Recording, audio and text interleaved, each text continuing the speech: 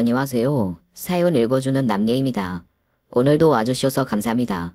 구독과 좋아요는 채널 운영에 큰 힘이 됩니다. 꼭 부탁드리며 오늘의 사연 바로 시작하겠습니다. 안녕하세요. 저는 곧 60을 바라보고 있는 남자입니다. 저는 참 예쁘고 착한 마누라에 똑똑한 아들 놈을 두어 세상에 부러울 게 없던 사람이었어요. 가난한 시골집에서 태어나 넉넉지 못하게 살아왔지만 그래도 성실하게 산 덕분에 아들 장가 보낼 때 부모로서 떳떳했습니다. 저는 어려서부터 운동하는 걸 좋아했어요. 다만 재능을 타고나지 못해서 체육관 운영하는 걸로 만족해야 했죠. 그래서 그 체육관 덕분에 먹고 사는 게 나쁘지 않았어요. 큰 상가의 체육관을 열어 한 자리에서 20년을 넘게 운영했으니 단골 손님도 적지 않았죠. 우리 체육관에 거쳐간 체육 입시생들을 보면 뿌듯하기도 했고요. 이 체육관 덕분에 아들 공부 뒷바라지도 수월하게 해줄 수 있었어요. 아들은 제 엄마를 닮아서인지 똑똑했습니다. 몸 밖에 쓸 줄 모르는 저와는 달랐어요. 아내의 집안엔 가방 끈 긴 친척들이 많았습니다. 아내도 대학을 다녔어야 했는데 저와 눈이 맞는 바람에 중간에 공부를 그만뒀어야 했어요. 아내가 대학교 1학년에 다니고 있을 때 저와 만났고 저는 아내에게 첫눈에 반했습니다. 아내도 제게 반하기는 마찬가지였어요. 그러니 만난 지 반년 만에 우리의 소중한 아들이 생긴 거였죠. 임신으로 인해 아내는 집에서 쫓겨나다시피 했고 전 그런 아내에게 미안한 마음에 더 성실하게 살려고 노력했습니다.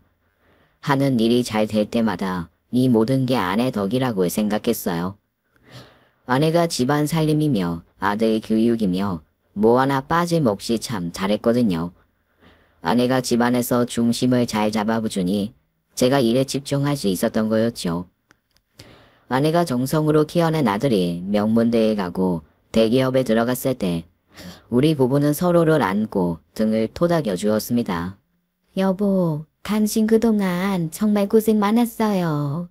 내가 당신한테 고맙지. 그동안 지훈이 이렇게 잘 키워줘서 정말 고마워. 아내와 저는 사이도 좋았습니다. 가끔 아내가 반찬을 들고 체육관에 찾아오곤 했어요. 밖에 음식 몸에 나쁘다며 저를 챙겨준 것이었죠. 그럴 때면 체육관에서 함께 일하는 코치들이 저를 한없이 부러워했습니다. 개중엔 결혼 안 하고 인생 즐기며 살겠다던 총각도 있었는데 저와 아내를 보며 인생관을 바꾸고 결혼을 하기도 했죠. 저는 이렇게 살고 있는 제 스스로가 참 행복한 사람이라고 여겼어요. 제 아들도 저와 같은 삶을 살기를 바랬습니다. 그래서 아들이 며느리를 데려온다고 했을 때 아내와 저는 설레어서 잠도 제대로 못 잤어요. 아내와 저는 아들의 여자친구를 만나기도 전에 이미 그 아이를 사랑할 준비가 되어 있었죠. 아들을 사랑하는 만큼 며느리도 사랑스러울 거라고 생각했고요. 아내는 며느리를 대접한다고 온갖 사내 진미를 준비했습니다. 아내는 힘이 붙였는지 얼굴에 열까지 올라서든 열심히 음식을 해대더군요. 그렇게 정성껏 차려낸 음식들이 다 놓여지고 아내는 뿌듯한 모습으로 잠시 소파에 앉아서 쉬었어요. 그런데 아무리 기다려도 며느리가 나타나질 않는 겁니다. 약속한 시간이 오후 1시인데 오후 2시가 다 되어가도록 나타나질 않는 거였죠. 아들이 며느리를 마중 간다고 나간 지 이미 2시간도 넘을 시간이었고요. 처음 30분이 넘었을 때 아내가 아들에게 전화해보자고 했었는데 제가 말렸습니다. 다 큰 애들이 오련이 잘 오지 않겠냐고 하면서요. 하지만 1시간이 넘었을 때쯤엔 제가 기다리는 게 지쳐 아들에게 전화를 해본다며 핸드폰을 꺼내 들었어요.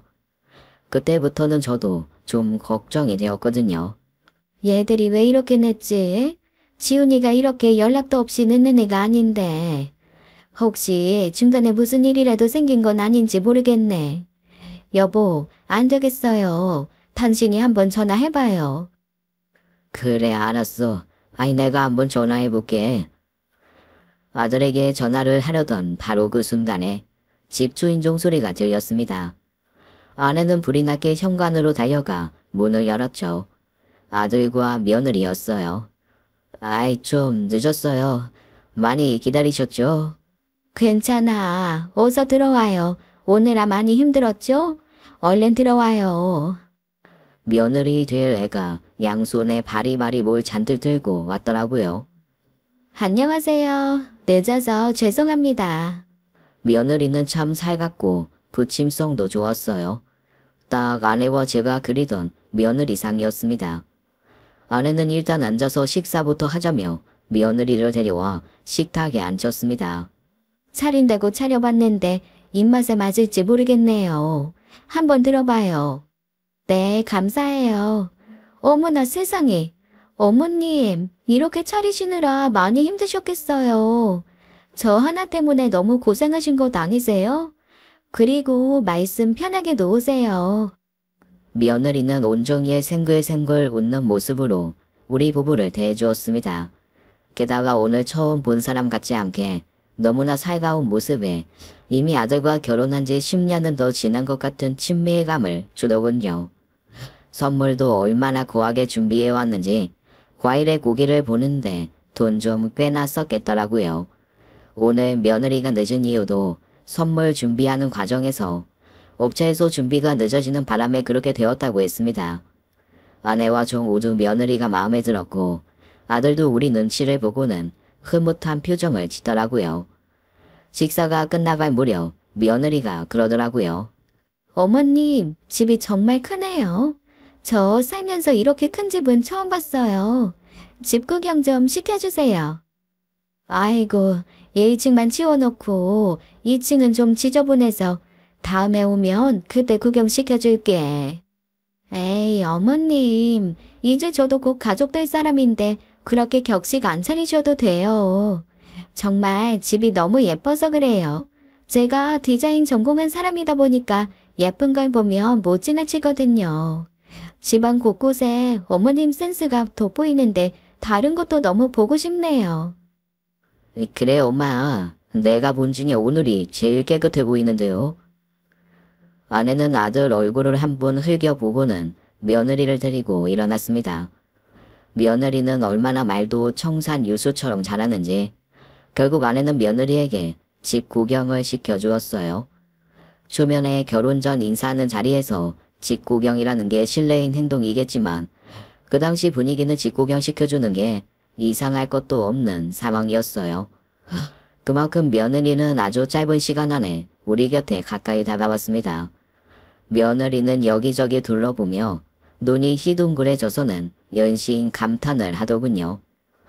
아내와 저는 젊은 시절 단칸방에서 신혼을 시작해서인지 늘 큰 집에서 사는 걸 꿈꿨었어요. 그래서 돈을 벌어 계속 평수를 넓혀가다 보니 어느새 복층 아파트 펜트하우스에 살게 되었습니다. 며느리는 이렇게 좋은 집에서 사는 게 부럽다며 내게 대단하다며 시켜 세워주더라고요. 이 모든 것 아버님이 이룬 업적 아니냐면서요. 며느리는 의상 디자인 학과를 졸업해서 온라인 쇼핑몰을 운영한다고 했습니다. 생각보다 운영하는 게 쉽지 않아서 아직 수입은 많이 안 난다고 하더군요. 시작부터 운영 자금이 적어서 옷 사입을 적게 하다 보니 생각보다 쇼핑몰 운영이 잘 안 된다며 안타까워했어요. 제 아들은 평범한 회사원인데 며느리와는 소개팅으로 만났다고 했습니다. 아들 회사에 다니는 동기가 며느리를 소개해줬다더군요. 그것도 며느리가 제 아들을 소개해달라고 해서요. 며느리가 애교가 많다 보니 아들이 며느리를 마음에 들어했고 둘이 1년간 교제하고 결혼하기로 한 거였어요. 둘은 서둘러 결혼식 준비를 해나갔습니다. 예물도 다이아 세트는 물론이고 명품 커플링까지 맞춰서 호텔 예식을 치러주었습니다. 요즘 젊은 애들이 좋아한다는 샤넬 가방까지 싸서 보내주니 며느리가 좋아서 어쩔 줄 몰라더라고요. 아버님, 어머님, 정말 너무 감사해요. 라며 저와 아내를 꼭 안아주는데 살가운 딸이 생긴 것 같아 너무 좋더군요. 집도 저희 집 옆 동네로 구해서 한 채 마련해 주었죠. 반면 며느리 친정집이 여유로운 편이 아니라 저희는 받은 게 이불, 반상기가 다였습니다. 그래도 며느리가 우리에게 잘하니 서운한 점 하나 없었어요. 그저 아들과 며느리에게 이만큼 해줄 수 있는 게 참 감사하고 열심히 살아온 보람이 있구나 라는 생각이 들었죠. 결혼 후에는 며느리는 여전히 우리에게 잘했습니다. 가끔은 제가 일하는 체육관에 찾아와 운동 좀 가르쳐 달라며 애교를 부리기도 했어요. 그럼 저는 며느리를 데리고 나가 맛있는 걸 사주곤 했죠. 그렇게 평범하고 행복한 날들만 펼쳐질 줄 알았습니다. 그러던 어느 날이었어요. 뉴스에서 어느 날 중국에서 감염병이 펴졌네 어쩌네 떠들기 시작하더니 금세 그 뉴스가 우리나라에도 확진자가 퍼졌다는 이야기가 나오더군요. 그렇게 사람들의 공포가 확산될 무렵 제가 운영하던 체육관에도 영향을 미치기 시작했습니다. 체육관을 다니던 회원들이 하나둘 떠나기 시작한 거죠. 정말 20년 넘게 한 자리를 지키며 운영해 오면서 이런 적은 단 한 번도 없었습니다. 심지어 예전 IMF 때도 이렇게까지 힘들진 않았던 것 같아요.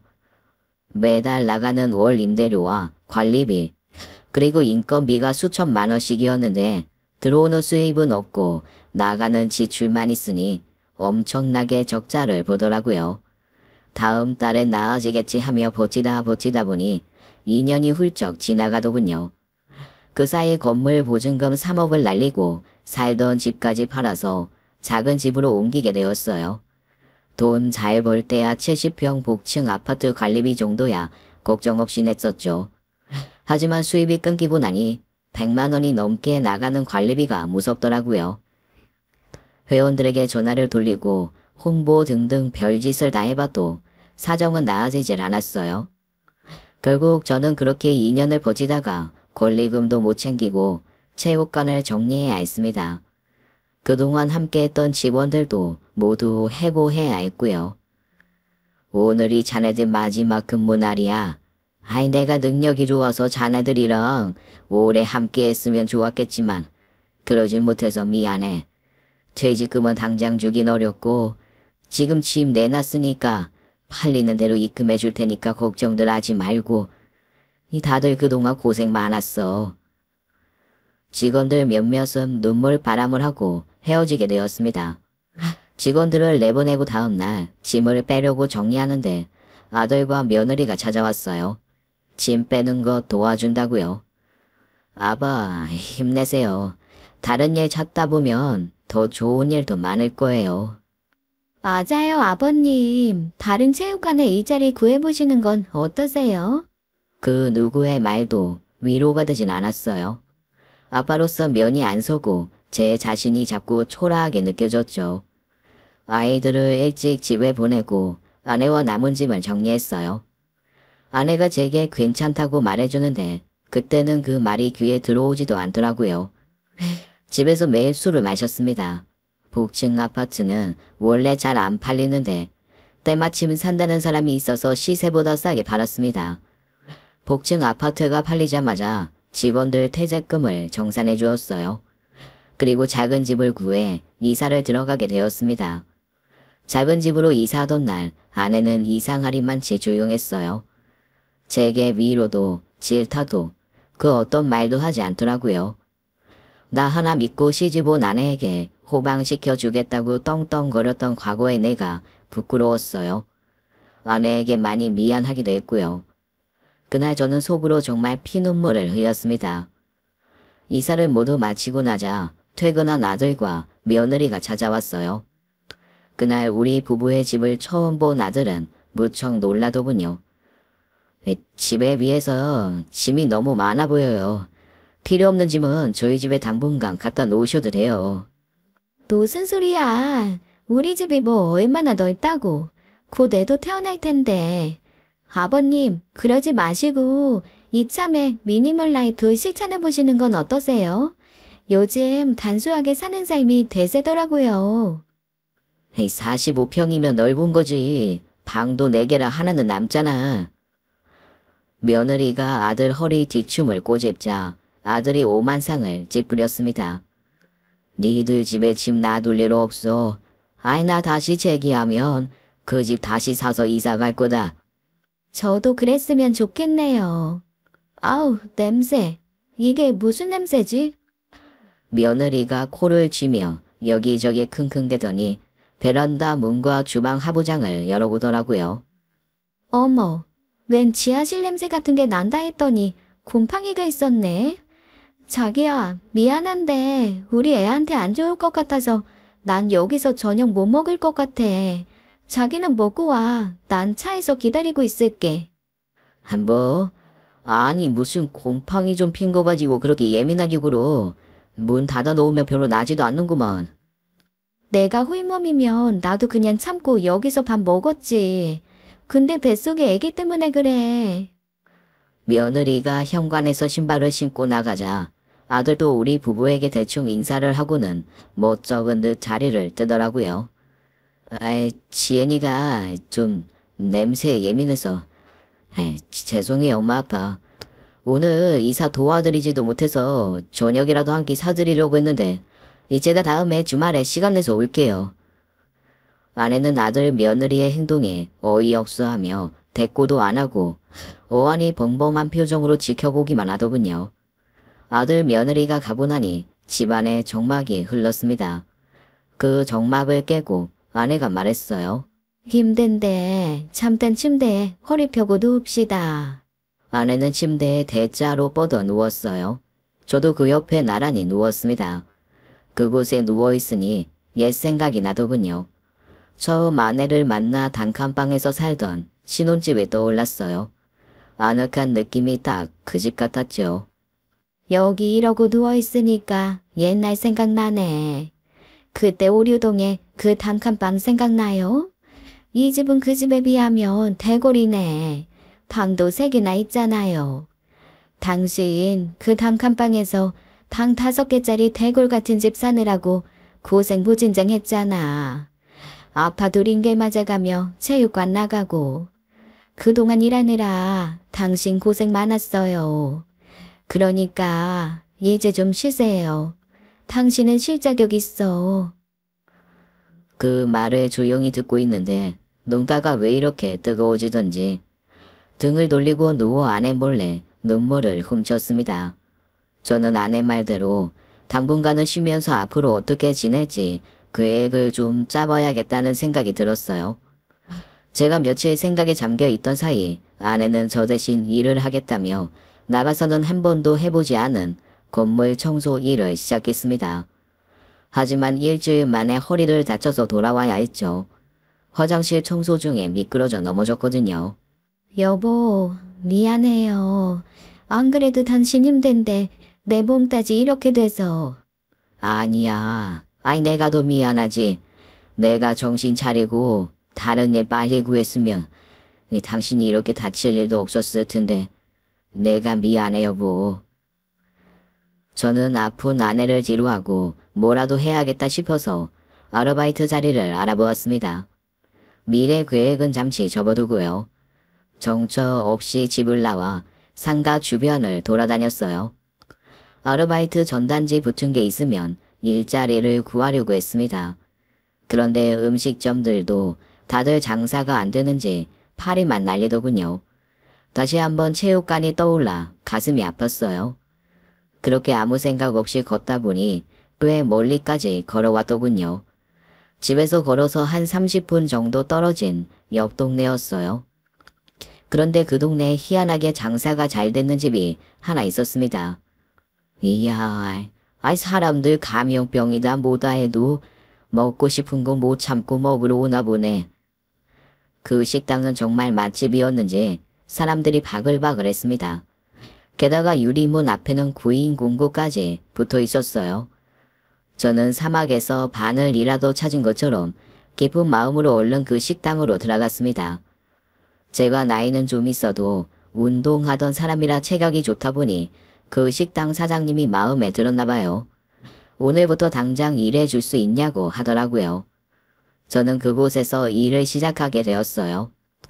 갈비집에 숯불 넘는 일이었는데 시급이 꽤 좋았습니다. 식당 뒤편에서 숯불을 피우는 게 편한 일은 아니었어요. 연기에 먼지를 뒤집어 써가며 숯불을 피워서 나르는 일이라 화상 위험도 있고 숨쉬기도 불편했죠. 하지만 이 시국에 이런 일이라도 하게 된 것에 감사했어요. 게다가 오랜만에 몸 써가며 일하고 나니 뿌듯했습니다. 집으로 돌아가니 아내가 놀라더라고요. 당신, 이게 무슨 냄새예요?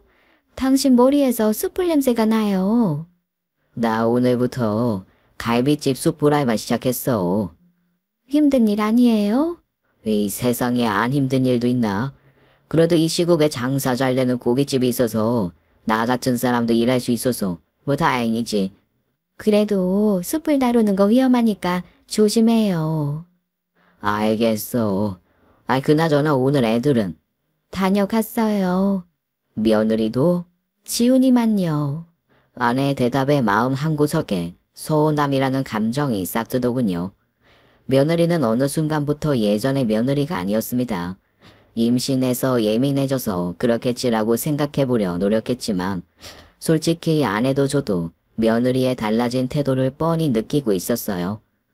며느리는 제 사업이 어려워진 후부터 조금씩 달라졌다는 것을요.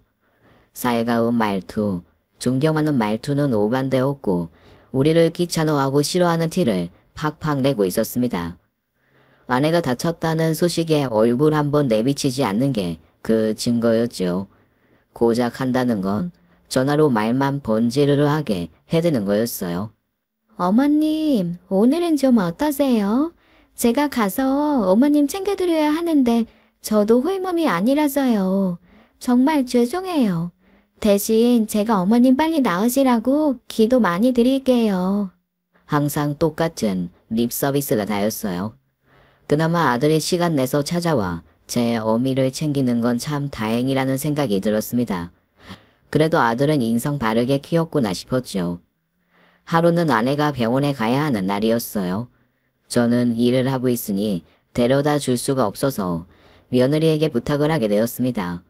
그동안 코빼기도 안 보이는 며느리가 괘씸해서 일부러 더 부르려던 것도 있었어요. 그래도 시아버지인 제가 직접 며느리에게 부탁하면 한 번 정도는 들어주겠지 하는 마음으로 전화를 했습니다. 오늘 너희 시어머니가 병원에 가야 하는데 내가 오늘 일을 나가야 해서 말이다. 혹시 네가 시간 괜찮으면 대신 가줄 수 있냐? 어머, 아버님 일 시작하셨어요? 무슨 일이요? 그냥 뭐 소일거리지. 아무튼 오늘 시간 괜찮니? 어쩌죠? 제가 요새 좀 바빠서요.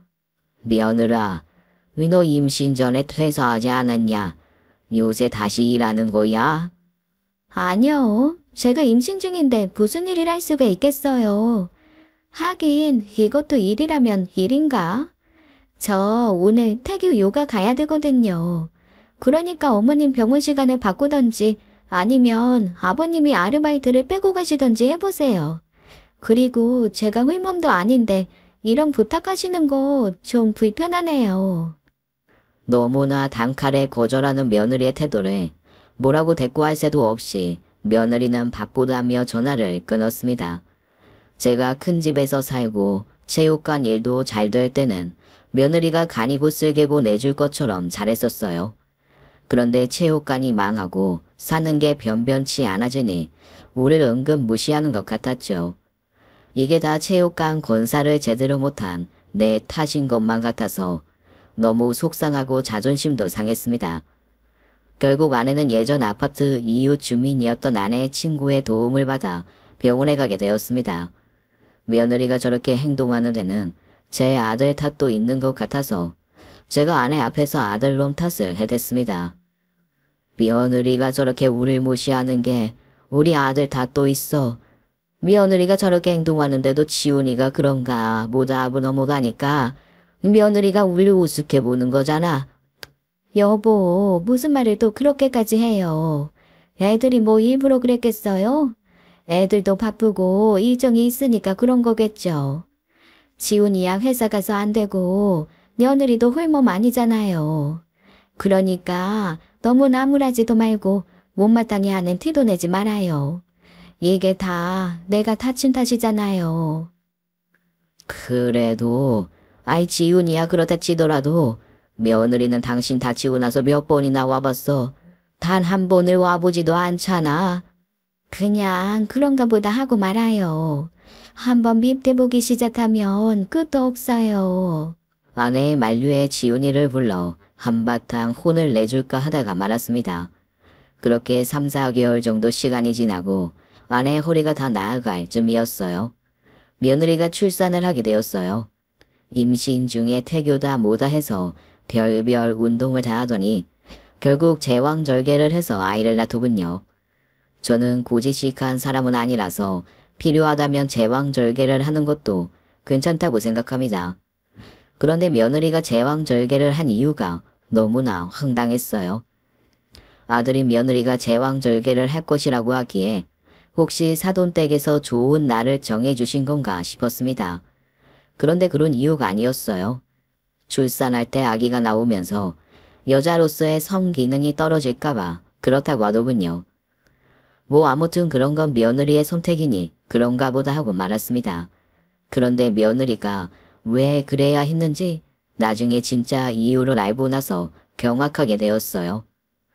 우리 집안에 손주가 생기고서 저와 아내는 좀 밝아졌습니다. 안 좋은 일이 있으면 좋은 일도 있다더니 손주가 바로 그 좋은 일이었죠. 산후조리원에서 유리 너머로 아기를 보는데 얼마나 예쁘던지 아기가 집에 오면 자주 보러 와야겠구나 생각했어요. 하지만 그건 정말 저와 아내만의 생각이었나 봅니다. 며느리가 조리원에서 태어난 후에 저희 집에 한 번을 오질 않더라고요. 아들 말로는 아기가 아직 너무 어려서 감염을 조심해야 돼서 그렇다고 했습니다. 예쁜 아기를 사진으로만 볼 수밖에 없었어요. 아기가 태어난 지 3개월이 지나서야 우리 부부를 초대해 주더군요. 아기가 어찌나 예쁘던지 그렇게 한번 보고 오면 눈앞에 아른거리곤 했습니다. 식당에서 일하면서도 우리 연배 손님들이 손주 사진을 서로 보여주며 자랑할 때 우리 손주가 생각나서 절로 미소가 지어지곤 했죠. 나 이번 주에도 손주 보러 아들네 가야 돼. 저번 주에도 다녀왔다며 뭘 그렇게 자주 가? 우리 며느리가 아기 어릴 때 참탄이라고 자주 와서 보라고 그러네. 사실 뭐 그 말은 핑계고 지들식에 애 좀 봐달라는 거지 뭐. 그래도 자기네는 며느리가 시부모한테 잘하잖아. 아무튼 며느리 참 잘 뒀어. 그런 이야기를 듣고 있자니 씁쓸했습니다. 우리 며느리와는 너무 상반되다 보니 더 그랬어요. 지난주에 아내가 며느리에게 전화를 해서 아기 보러 가도 되냐고 물은 적이 있었습니다. 그런데 처음에는 안 된다던 며느리가 갑자기 된다고 태도를 바꿔서 아기를 보러 오긴 했어요. 이번 주 주말에 오신다고요?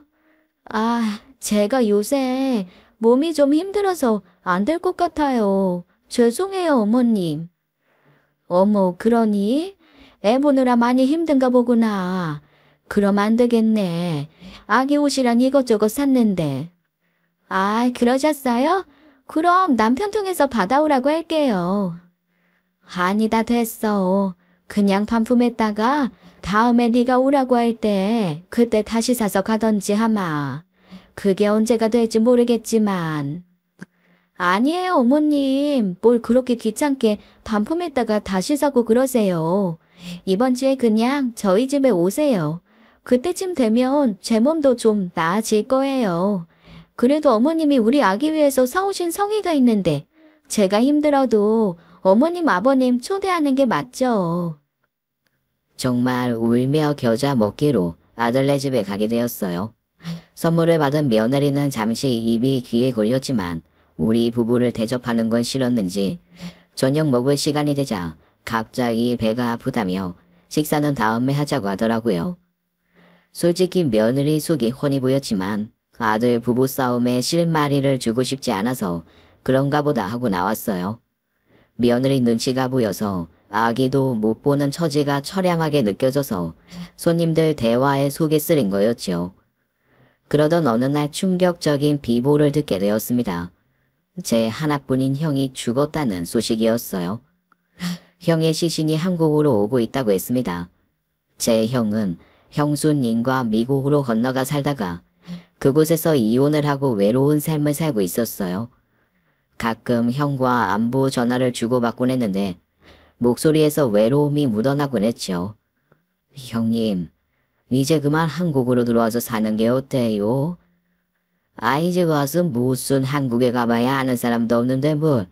일도 여기 사는 게 보수도 더 좋고 이 살던 대로 난 여기서 사는 게 편하자. 거참 고집 그만 부리고 내 옆에 와서 살라니까 그러네. 거기 낯선 외국 땅에 아무리 오래 살아봐야 형님은 그냥 이방인 아니요. 말년에 몸 아프고 그러면 병원비도 많이 들 텐데 이제 그만 은퇴하고 넘어와요. 내가 이래봐도 이 약 먹는 것도 하나 없고 은근 건강 체질이야. 너나 몸 건강 잘 챙겨. 그나저나 네 형수는 연락 온 적 없지? 형수님이 나한테 연락 올 일이 뭐가 있어요. 노란 머리 남자 좋다고 간 사람을. 형님, 여직 형수한테 미련 있어? 미련은 무슨. 야 이놈아 헤어진 지가 언젠데. 그러니까요.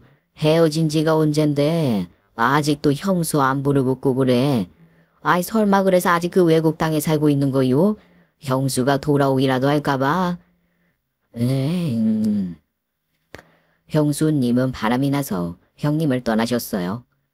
결혼 10년 만에 형수님이 임신을 하고 형님은 날아갈 듯 기뻐했어요. 하지만 출산하는 날 노란 머리 아기가 나왔다고 하더군요. 형수님이 결혼 10년 만에 바람이 난 거였어요. 형님은 자신이 용서해 줄 테니 형수님에게 돌아오라고 했습니다. 아기도 자기가 키우겠다고요. 하지만 형수님이 애 아빠를 찾아갔다고 했죠. 그 후로 형님은 미련을 버리지 못한 채 형수님이 돌아오기만을 바라며 살아간 것 같아요. 형수님이 형님을 떠난 후 미안함에 제게 가끔씩 연락해서 미안하다며 형님을 잘 챙겨달라고 했던 적이 있었습니다. 3, 4년에 한 번씩이요. 그런데 그마저도 제 나이 50줄에 들어서면서부터는 한 번도 연락이 온 적이 없어요. 그럼에도 불구하고 형님은 제게서 형수님의 연락을 묻곤 했죠. 제 형은 참 불쌍한 사람입니다. 이 세상에 다시 없을 해바라기 로맨스를 꿈꾸는 남자인데 여자를 잘못 만난 거죠. 사실 형수님 입장도 이해가 안 가는 건 아니었어요. 형님이 미국에서 오토바이 사고로 남자 구실을 할 수 없게 된 거였으니까요. 아기를 너무도 원했던 형수님은 다른 방법을 택한 것 뿐이었죠. 그 희생양은 형님이 된 거였고요. 그랬던 형님이 돌아가시고 그 시신이 한국으로 건너오고 있다는 연락을 받았으니 그 충격이 이루 말할 수 없었습니다. 형님이 돌아가시기 직전 자신을 한국으로 보내달라는 유언을 남겼다더라고요. 제게 장례를 치러주길 바란다는 이야기였어요. 아내와 함께 장례를 치르게 되었어요. 지훈이도 휴가를 내고 큰아버지 장례식장에 3일간 머물렀습니다. 하지만 며느리는 아기 핑계를 대며 오지 않았어요. 인생의 허무함이 느껴졌습니다. 형님이 낙상사고로 너무나 갑작스럽게 돌아가신 거였거든요. 아내는 슬픔에 잠긴 제게 잠시 일을 쉬는 게 어떻냐고 했어요. 하지만 저는 오히려 일을 쉬지 않는 게 슬픈 생각을 덜 할 것 같았죠. 갈비집에서 숯불을 나르다 보니 잡생각이 들지 않더군요.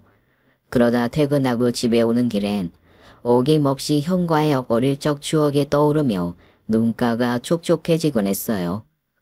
그러던 어느 날이었어요. 그날도 어김없이 숯에 불을 피우고 숯불을 나르고 있었습니다. 그런데 낯익은 얼굴이 눈에 보이더군요. 다름 아닌 제 며느리였어요. 며느리가 제 또래 여자들과 함께 우르르 식당 안으로 들어왔습니다.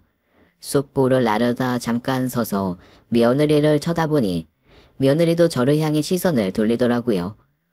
저는 인사를 하려고 손을 드는데 며느리는 고개를 푹 숙이고는 황급히 식당 안 룸으로 들어갔어요. 분명히 눈이 마주쳤는데도 저를 모른 채 안 보였습니다. 그 모습에 제 얼굴이 다 화끈거리더라고요. 며느리가 저를 창피해야 한 것이었으니까요. 결국 저는 김 씨에게 저 대신 3번 룸에 숯불을 올려달라고 부탁했습니다.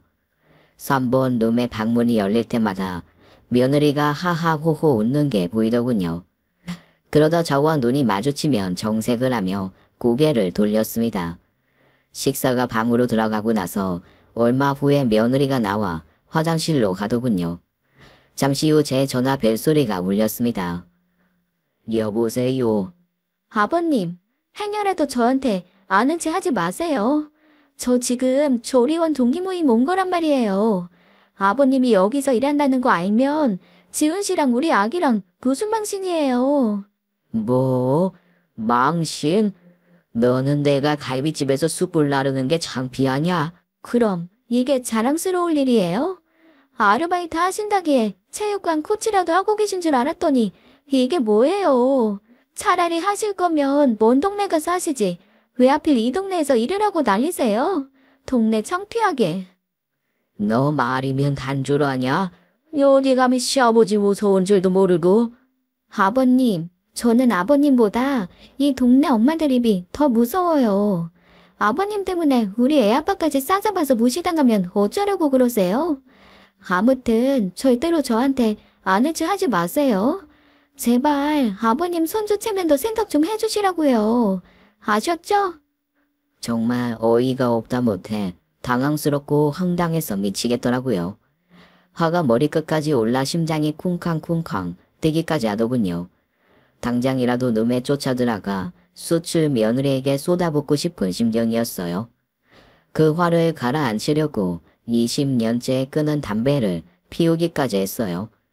김씨에게 담배를 한 대 빌리자 김씨가 그러더군요. 아이 정관장, 오늘 뭔 일이 있어? 관장은 무슨, 왜 그만둔 지가 온댄데? 아무 일도 없소. 김씨는 우리 체육관에 오던 단골 손님이었습니다. 그런데 김씨는 동네에서 생선구이집을 운영했었는데 감염병 사태로 문을 닫고 갈비집에서 일을 하게 된 사람이었어요. 저와 처지가 같은 사람이었죠. 아무 일도 없긴. 담배 끊은 지가 언젠데 이 정반장이 담배를 다 잡고 혹시 오늘 3번도 만에 뭐 아는 사람이 더 있었던 거요? 거기 문만 열리면 계속 쳐다보던데. 아는 사람은 무슨. 그냥 갑자기 담배가 땡겨서 그런 거지. 담배 남는 거 있어? 한 대만 더 줘봐. 자네 형님도 있고 그런데 이 무리하지 마 너. 오늘 내가 좀 더 할 테니까. 속사 정도 모르면서 저를 배려해주는 김씨에게 고맙더군요. 차마 며느리 때문에 속이 뒤집혔다는 이야기는 못하겠어서 얼버무리고 말았습니다. 참, 이렇게 피 한 방울 안 섞인 남도 나한테 신경을 써줬는데 내 아들로 와이프식이나 되는 며느리는 왜 저 모양인지 속이 상했어요. 그날 며느리는 끝까지 저를 모른 채하며 카운터에 와서 결제를 하더군요. 결제 카드를 쥔 며느리 손에는 제가 사준 1캐럿짜리 다이아 반지가 끼워져 있었습니다. 그걸 보는데 절로 한숨이 나왔어요. 며느리가 출입문을 열고 나가는 순간 뒤돌아 나가는 며느리의 뒤통수를 냅다 치고 싶었지만 그건 상상 속에서나 가능했습니다. 정작 아들은 며느리와 잘 살고 있는데 부모된 입장에서 제가 아들을 난처하게 할 수는 없었으니까요. 제발 며느리가 저 인성 드러내지 않고 내 아들에게만큼은 잘하고 살기를 바랄 뿐이었지요. 결국 저는 그날 김씨를 불러다 술 한잔을 하게 되었어요. 며느리가 3번 방에 왔었다는 이야기까지 하게 됐지요. 김씨는 그런 싸가지 없는 며느리가 어딨냐며 저 대신 화를 내주더군요. 그렇게 술로 스트레스를 풀었습니다. 얼싸하게 취한 채 비틀거리며 집으로 돌아갔어요. 집에 가는 길에 시계를 보려고 핸드폰을 꺼냈는데 배터리가 나갔더군요. 아내에겐 이미 술 한잔하고 들어가겠다고 말했던 터라 먼저 자고 있겠거니 했죠. 집에 들어가자마자 나왔다 한마디를 하고 옷만 대충 벗어던진 채 거실에 쓰러져 잠이 들었어요. 그리고 다음날 아침이 되어서야 잠이 깼습니다. 숙취가 밀려와 속이 울렁거렸어요. 아내는 어딜 갔는지 아침부터 보이질 않더라고요. 저는 핸드폰을 충전해서 켠 후에야 아내의 행방을 알게 되었어요. 수십 통의 부재중 전화와 문자가 찍혀있더군요. 아빠, 엄마 지금 땡땡 병원에 입원했어요. 빨리 오세요. 아빠, 엄마 지금 수술 들어가요. 문자 보는 대로 빨리 오세요. 그 문자를 보자마자 발을 억지로 신발에 구겨놓고 병원으로 달려갔습니다. 놀란 마음에 아침에 느껴졌던 숙취도 잊어버렸어요. 여보, 이게 대체 무슨 일이야? 엄마 지금 마취 깨는 중이라 정신 없으실 거예요. 이게 대체 어떻게 된 거야? 뺑소니인가 봐요. 엄마가 아빠 마중 나가러 나가다가 그만. 뭐? 아이고 여보, 내가 미안해. 에이 그놈의 술이 뭐라고. 빨리 집으로 들어왔어야 하는데. 아내는 가까스로 괜찮다는 말을 내뱉었습니다. 아내에게 너무 미안했어요. 허리 다 나은 지 얼마 되지도 않았는데 또다시 교통사고라니. 어쩌다 우리 집에 이런 우환이 연속으로 생기는 건지 하늘이 원망스러울 지경이었어요. 아빠, 아무래도 엄마 입원이 하루 이틀로 끝날 것 같지 않아요. 대퇴골도 부러지고 쇄골도 부러지셔서 수술 받으셨거든요. 적어도 몇 달은 고생하실 것 같은데 그러려면 아무래도 옆에서 누가 엄마를 돌봐줘야 될 것 같아요. 여보, 난 절대 못해. 내가 어머님이 싫어서가 아니라 당신도 알잖아. 나 지금 육아만으로도 벅찬 거. 우리 지환이 나 없으면 울고 보채서 힘들어. 내가 어머님 돌봐드리면 좋은데 지환이 때문에 안 될 것 같아. 그래서 말인데요. 아버님이 일 그만두시고 어머님 봐드리는 건 어떠세요? 며느리에게 눈꽃 만침도 기대하지 않았지만 저렇게 말하는데 얄미운 건 어쩔 수 없더라고요. 아빠도 일하시잖아. 지금 당장 수술비에 입원비 내시려면 목돈 들어갈 텐데 일 그만두시는 게 부담되실 거야. 아이 차라리 그럼 내가 육아휴직할게. 당신이 못하겠으면 내가 하면 되지. 어머 여보, 그게 무슨 말이야. 자기가 휴직하면 우리 생활비는 누가 벌어오라고. 아이 그래도 어쩔 수 없잖아. 당장 엄마 옆에 누군가는 있어야 하는데. 됐다. 내가 알바 그만두고 네 엄마 옆에 있으면 돼. 어머, 정말요? 잘 됐네요. 아버님, 솔직히 그거 알바 해봐야 뭐 얼마나 번다고요. 차라리 어머님 병간호 하시는 게 100배 낫죠. 솔직히 어머님 이렇게 되신 거 아버님 탓도 많은데 아버님이 책임지시는 것도 맞고요. 뭐라고? 아, 얘기 못 들으셨어요? 어머님이 아버님 마중 나갔다가 사고 당하셨다고. 아버님이 술만 마시지 않으셨어도 일찍 집에만 들어오셨어도 어머님 사고 당하실 일 없었을 거잖아요. 야, 너 지금 무슨 말을 그렇게 하냐? 넌 어떻게 된 애가 상대방 감정 헤아릴 줄을 몰라, 어? 당장 살라드려. 이게 무슨 아빠 탓이야? 그 뺑소니범이 나쁜 거지. 됐다. 그만해라. 며느리 너더러 병원 오라고 안 할 테니까 걱정 붙들어 매. 네 엄마 병수발 내가 할 테니까 너도 육아휴직할 것 없다. 너 네 가정에 신경 써. 아빠 혼자서 어떻게 다 하시려고요. 그러지 말고 당신이 지환이 어린이집에 가 있는 동안 잠깐씩 와서 좀 들여다봐. 그것도 못하겠으면 지금 말해. 내가 육아휴직할 테니까. 아, 알았어. 내가 가끔 병원에 올게.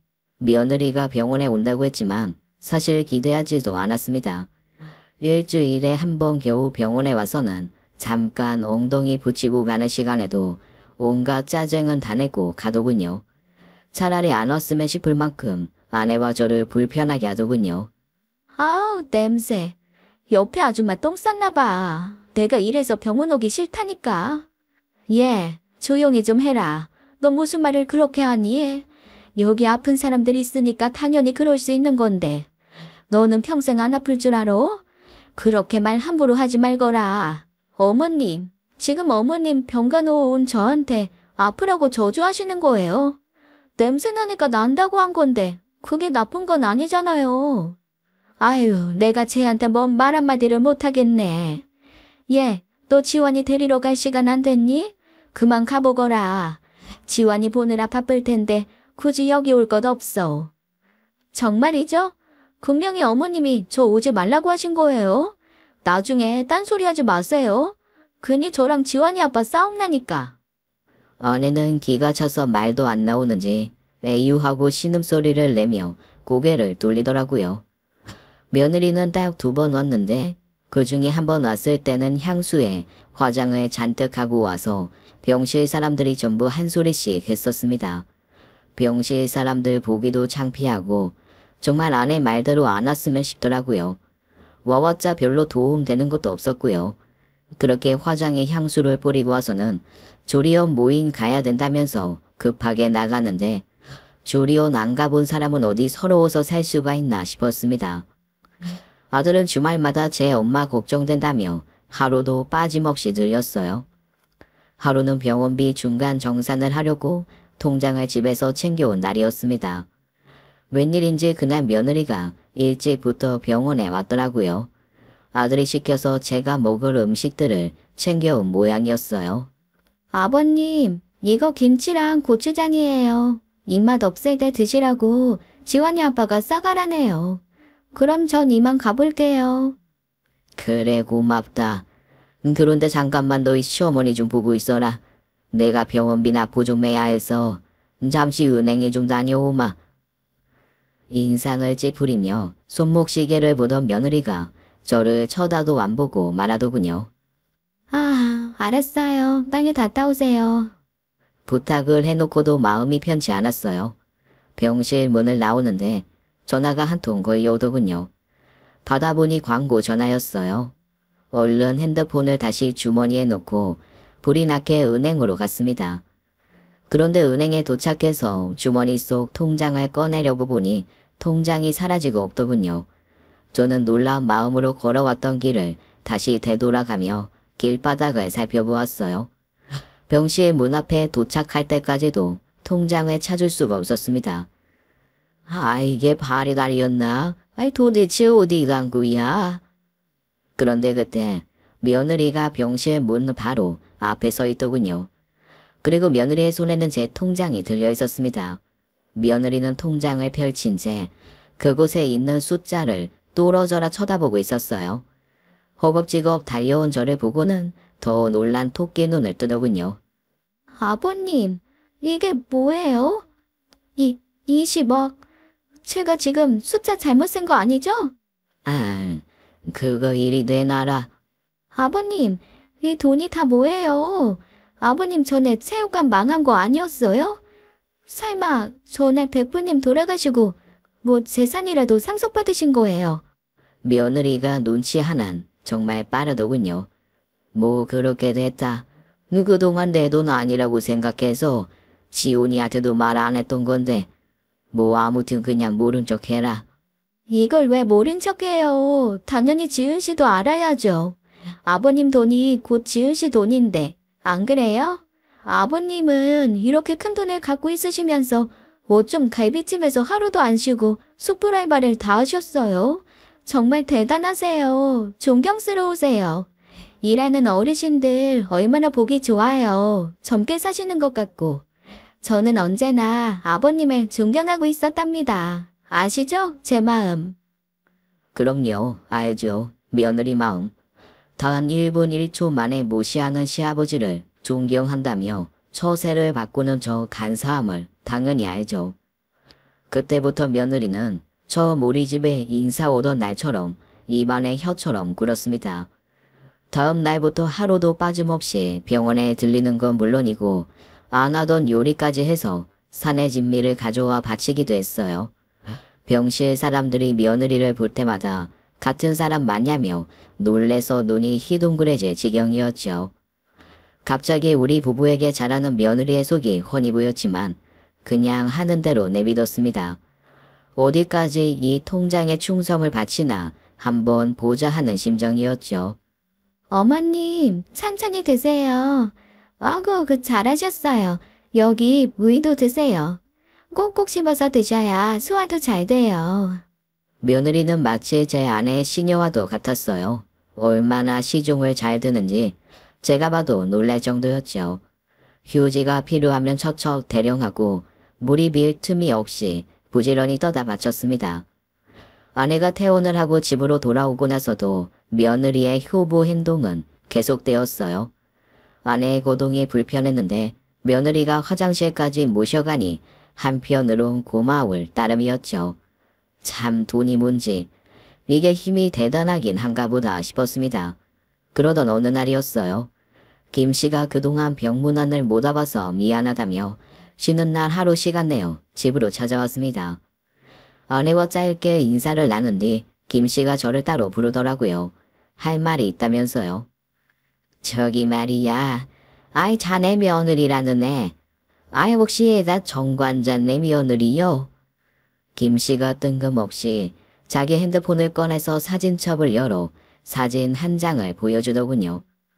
그곳에 화장을 진하게 하고 챙이 넓은 모자를 푹 눌러 쓴 채 갈비를 먹는 여자는 다름 아닌 제 며느리였어요. 맞아. 아이 우리 며느리가 또 갈비집에 왔었어.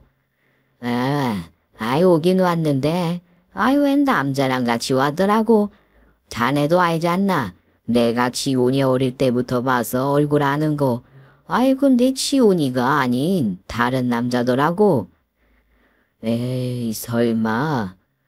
제가 못 믿는 눈치이자 김씨가 사진을 몇 장 더 보여주는데 정말 제 아들이 아닌 다른 남자와 함께 있는 사진이었습니다. 그것도 아주 다정하게요. 누가 봐도 연인이 할 법한 행동들이었어요. 쌈을 싸 먹여주는가 하며 서로 눈웃음을 치는 것 하며 연인 분위기가 물씬 났죠. 그 중에 한 사진 속의 며느리와 남자가 계산을 하고 문을 나서는 사진이었는데 그 남자가 내 며느리의 엉덩이를 만지는 사진이었습니다. 또다시 심장이 뛰더군요. 며느리가 제게 전화를 걸었던 그 갈비집에서처럼요. 아무리 미친 망아지처럼 날뛰는 며느리였지만 내 아들을 기만하는 건 절대로 그냥 넘어가면 안 되는 일이었어요. 아이 그나저나 자네 며느리 겁도 없어. 이렇게 혼한데 낮에. 아이 그것도 자기 시아버지가 일하던 식당에서 말이야.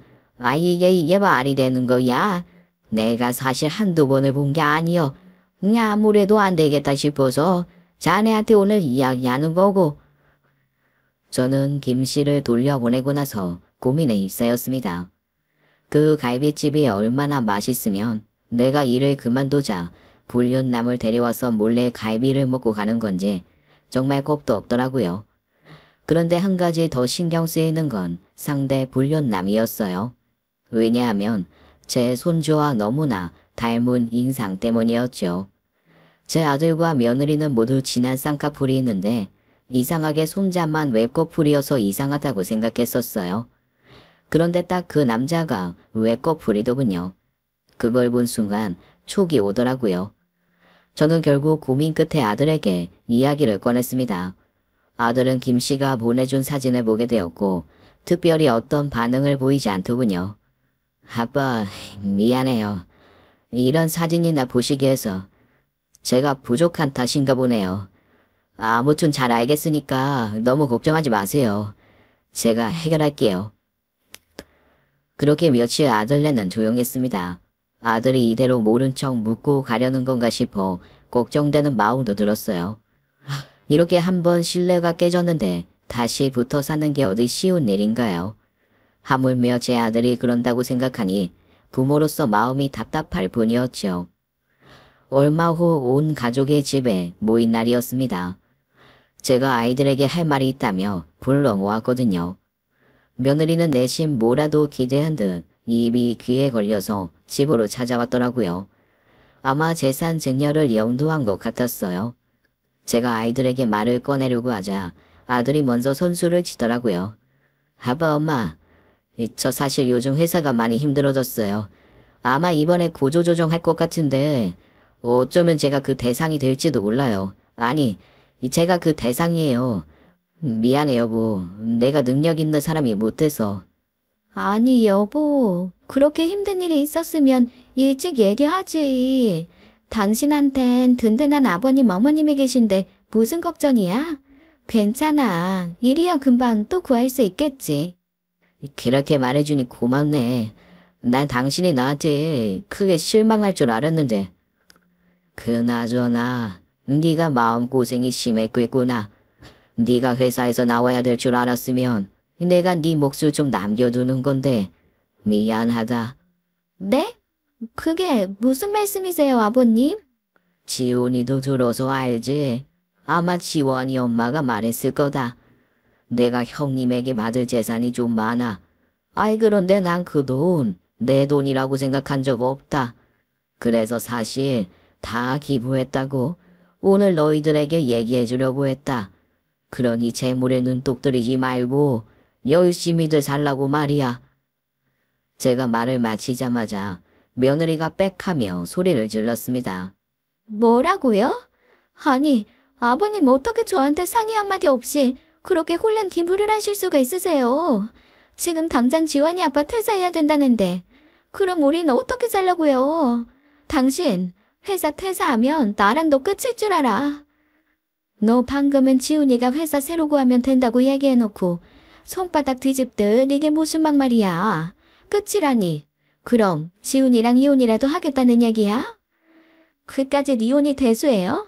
돈 한 푼 없는 거지 됐다는데. 아, 짜증나. 그럼 그동안 내가 수발든 거 그거 일당으로라도 계산해서 줘요. 나 억울해서 못 참겠으니까. 뭐야? 아니 너 원래 이런 애였니? 얘가 보자 하니까. 거긴 뭘 봐요. 당신네 식구들 진짜 별로다. 물려줄 돈 한 푼도 없으면서 이런 식으로 며느리 갖다가 부려먹으면 안 되지. 사람들이 말이야 양심이 있어야지.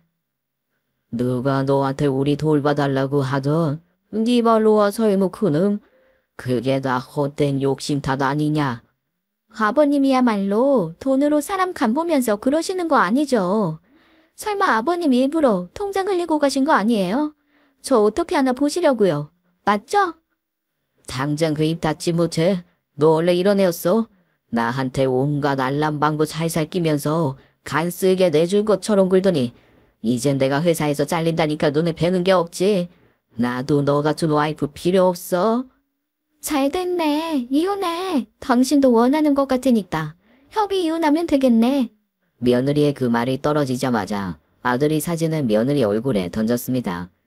위자료 소송도 같이 할 거니까 그런 줄 알아. 이 빈대 같은 년. 누가 무서워할 줄 알고? 이혼해. 소송해. 나도 어차피 빈털털이랑 오래 갈 생각 없었어. 그날 아들과 며느리는 완전히 갈라졌어요. 아들은 위자료 소송에서 3천만 원을 받았습니다. 이혼 판결이 나던 날에 저는 법원 앞에 서 있었습니다. 며느리가 저를 보며 눈을 흘기더군요. 아버님, 멍청한 아버님 덕분에 아들 며느리 이혼하니까 좋아요. 며느리가 비아냥대며 말하더군요. 저도 그 말에 화답해 주었어요. 며느라, 이 중에 너보다 멍청한 사람은 아무도 없다. 내 아들은 네 불륜 사실을 알고도 너한테 한 번 더 기회를 줬던 거야. 내 아들이 퇴사했다고 했을 때 네 태도에 따라 이혼 여부를 결정하려고 말이다. 그런데 그 기회를 날린 건 너지. 그게 무슨 말이에요? 나 연봉 인상해서 재계약했어. 퇴사 얘긴 거짓말이고 당연히 아버지가 전 재산 기부했다는 것도 다 사실 아니야. 그걸 고지고대로 들은 건 너고 아마 언제든지 떠날 준비를 마음에 품었던 거겠지. 네 아들 아빠한테 가고 싶었을 테니까 우리 가족이 벗겨 먹을 것 없는 껍데기라는 거 알 순간 넌 바로 그 생각을 실행한 거고. 뭐라고? 아버님 그럼 기부한 거 아닌 거예요. 누가 네 아버님이야? 지훈아 가자. 우리 오늘 펜트하우스로 이사 가는 날이지 않냐? 이사마저 해야지. 저기요 아버님, 제가 잘못했어요. 여보, 우리 다시 판사님한테 가서 이 이혼 물려달라고 하자. 당신 정말 끝까지 질린다. 호떡이야 뭐야. 어떻게 그렇게 처세를 호떡 뒤집듯 뒤집냐. 그러고 보면 당신도 참 신기해. 며느리는 억울한 표정으로 입술을 질끈 깨물더군요. 우리는 이사를 위해 걸음을 서둘러 옮겼습니다. 형님이 남겨주신 재산 덕분에 못된 며느리에게 한 방 먹일 수 있었지만 저는 아까 말씀대로 정말 이게 제 돈이라고 생각하지 않습니다. 그래서 죽기 전엔 기부할 생각이에요. 물론 아들에게 힘이 될 만큼만 조금 남겨준 후에 말이죠. 그 후로 1년이 더 흘렀습니다. 요즘은 다시 보복 소비 심리다 모다해서 경제가 정상화되는 것 같아요. 그래서 얼마 전에 체육관을 다시 열었습니다. 예전 하던 자리에서 하면 좋겠지만 그때 한참 많이 까먹은 바람에 작은 상가에서 시작하게 되었어요. 함께 일했던 선생님도 한 분 모셔왔습니다. 그 친구도 감염병 사태로 한동안 다른 일을 했다더군요. 음식 배달 일을 했다는데 아무래도 그건 자기 체질이 아니라며 다시 체육관에 올 수 있어서 기쁘다고 하네요. 저는 이제 힘 닿는 날까지 이 체육관을 운영하며 살고 싶습니다. 아내는 애저녁에 뼈가 다 붙었고 요즘은 열심히 근력 운동을 하고 있어요. 안타깝게도 뺑소니범은 못 찾았습니다. 그놈도 어딘가에서 벌을 받고 있겠죠. 저는 그렇게 생각하거든요. 착한 일 하면 복이 오고 나쁜 일 하면 자신에게 돌아온다고 말이죠. 그러니 오늘도 선행하며 하루를 살아가려 합니다. 여러분들도 저와 함께 선행에 동참하시는 건 어떠신가요? 지금까지 사연 읽어주는 남녀였습니다. 끝까지 함께 해주신 여러분 감사드리며 저희는 다음 사연으로 돌아올게요. 감사합니다.